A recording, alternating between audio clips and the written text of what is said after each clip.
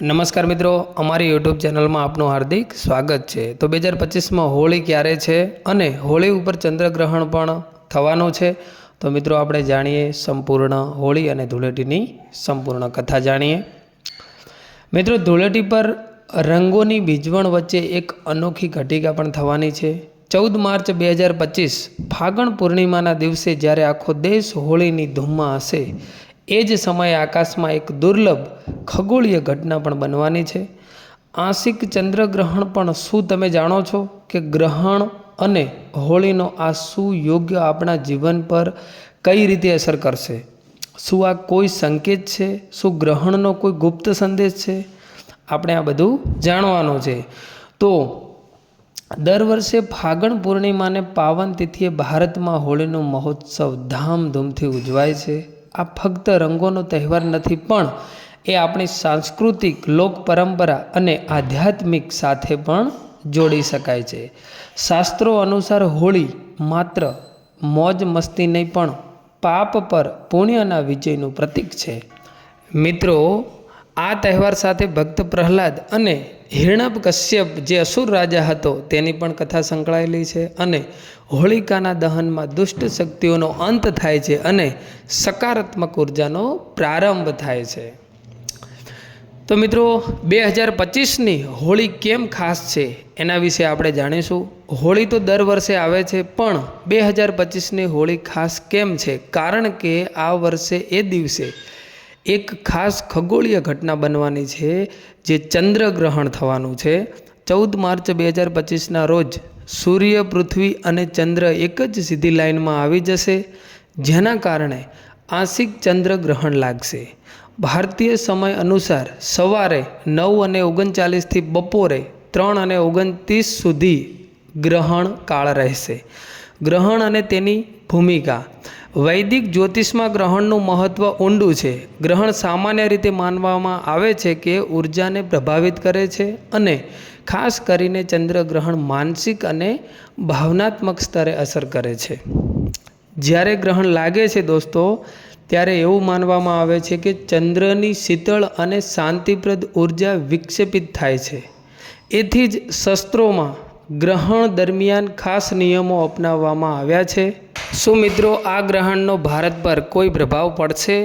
ખબર સારી છે કે આ ગ્રહણ ભારત પર સીધો પ્રભાવ નહીં પાડે, કારણ કે તે અહીં દેખાશે નહીં। પણ શું આનો અર્થ એ છે કે આપણે ચિંતિત ન થવું જોઈએ? જ્યોતિષ શાસ્ત્ર મુજબ ગ્રહણ ભલે દેખાય કે ન દેખાય, પણ તે ગ્રહોની ઉર્જાને અને વ્યક્તિગત કુંડળી પર અસર કરી શકે છે। ગ્રહણનો પ્રભાવ રાશિઓ પર કોના માટે શુભ અને કોના માટે ચિંતાજનક તે પણ આપણે જાણીએ છીએ। આ ગ્રહણનો પ્રભાવ ખાસ કરીને કઈ રાશિઓ પર પડશે, ચાલો આપણે જાણીએ।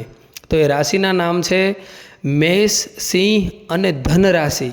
તમારા માટે આ ગ્રહણ એક નવા પ્રોજેક્ટ કે નોકરીમાં સુધારા લાવશે। જો તમે નવું વ્યવસાય શરૂ કરવા ઈચ્છો છો તો થોડા દિવસો રાહ જુઓ। અને કર્ક, વૃશ્ચિક અને મીન રાશિ, તમારા માટે આ ગ્રહણ સંવેદનશીલ હશે।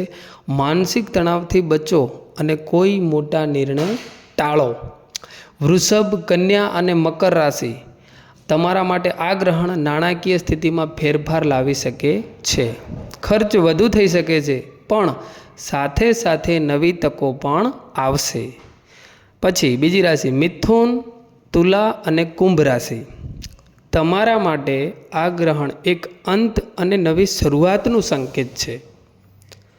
જો કોઈ જૂની બાબતો તમારી મુશ્કેલી ઊભી કરી રહી હોય તો હવે તેમાંથી મુક્તિ મળશે।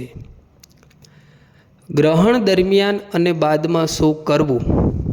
જ્યારે ચંદ્રગ્રહણ થાય ત્યારે અને ત્યાર પછી શું કરવું એ મિત્રો હવે આપણે જાણીએ। જો કે આ ગ્રહણ ભારતમાં દેખાશે નહીં, પણ તેના પ્રભાવથી બચવા માટે અને સકારાત્મક ઉર્જા જાળવી રાખવા માટે કેટલીક ધાર્મિક અને વૈદિક રીતો આપણે અપનાવવી પડે છે। ગ્રહણ વખતે શું કરવું મિત્રો? આપણા મનમાં સવાલ હોય તો માનસિક શાંતિ માટે ધ્યાન અને મંત્ર જપ કરવો, શિવજી અને ચંદ્રદેવની પૂજા કરવી, ગંગાજળ છાંટી અને ઘરના નકારાત્મકતાને દૂર કરવી, એટલે કે ગંગાજળની હોનાવણીની છાંટ નાખવી. ગ્રહણ સમયે શું ન કરવું મિત્રો, એ આપણે જાણવાનું કે જ્યારે ચંદ્રગ્રહણ થાય ત્યારે આપણે શું ન કરવું જોઈએ. ભોજન અને પાણીનું સેવન ટાળવું, નવું કાર્ય શરૂ ન કરવું, મહત્વપૂર્ણ નિર્ણય ન લેવો. શું ગ્રહણના ભયથી ગભરાવવું જોઈએ? આવી ખગોળીય ઘટનાઓ હંમેશા વિચિત્રતા લાવે છે, પણ શું આપણે તેના ભયમાં જીવવું જોઈએ? બિલકુલ નહીં. ગ્રહણ એ કુદરતનો એક ભાગ છે અને તેનું સચોટ જ્ઞાન આપણા ભવિષ્ય માટે મદદરૂપ થઈ શકે છે. તો મિત્રો, આવતી 14 માર્ચે હોળી અને ગ્રહણના આ સંયોગોનું સન્માન કરો. પૂજા પાઠ દ્વારા સકારાત્મક ઉર્જાને નિમંત્રણ આપો અને ભવિષ્ય માટે એક નવી આશા સાથે આગળ વધો. રાધે રાધે. તો મિત્રો, આ આપણે જાણ્યું 2025ની હોળી ધૂળેટી વચ્ચે જે આ ચંદ્રગ્રહણ લાગવાનું છે તેના વિશે આપણે ચર્ચા કરી.